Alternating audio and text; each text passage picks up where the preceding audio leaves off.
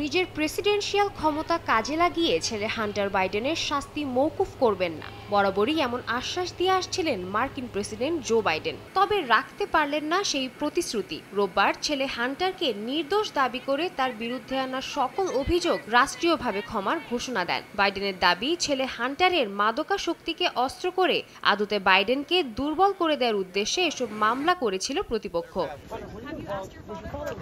বাইডেনের সহচরদের অনেকেই জানান, জুনে হান্টারের বিরুদ্ধে মামলা দায়ের হওয়ার পর থেকেই তাকে ক্ষমা না করার বিষয়ে অটল থাকেন প্রেসিডেন্ট।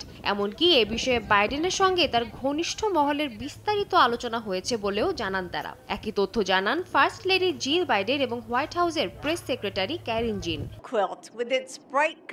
তবে হুট করেই যেন মত বদল হলো বাইডেনের। এ বিষয়ে হান্টার বাইডেনের উকিল এবেল ওয়েলকে প্রশ্ন করা হলে কোনো মন্তব্য করতে রাজি হননি তিনি।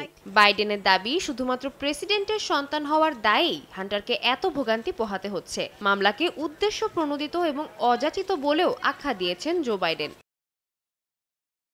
এদিকে বাইডেনের সিদ্ধান্তকে যুক্তরাষ্ট্রের আইনের অপব্যবহার এবং অবমাননা বলে মন্তব্য করেন নবনির্বাচিত মার্কিন প্রেসিডেন্ট ডোনাল্ড ট্রাম্প। সামাজিক যোগাযোগ মাধ্যমে এক পোস্টে ট্রাম্প ক্যাপিটাল হিল দাঙ্গার সাজাপ্রাপ্তদের কথা উল্লেখ করে বাইডেনের সিদ্ধান্তের কঠোর সমালোচনা করেন। রিপাবলিকানদের অভিযোগ, ক্ষমতা হস্তান্তরের দ্বারপ্রান্তে এসে একজন বাবা ও প্রেসিডেন্টের দায়িত্বের মধ্যে বাবার দায়িত্বকেই বেছে নিয়েছেন বাইডেন।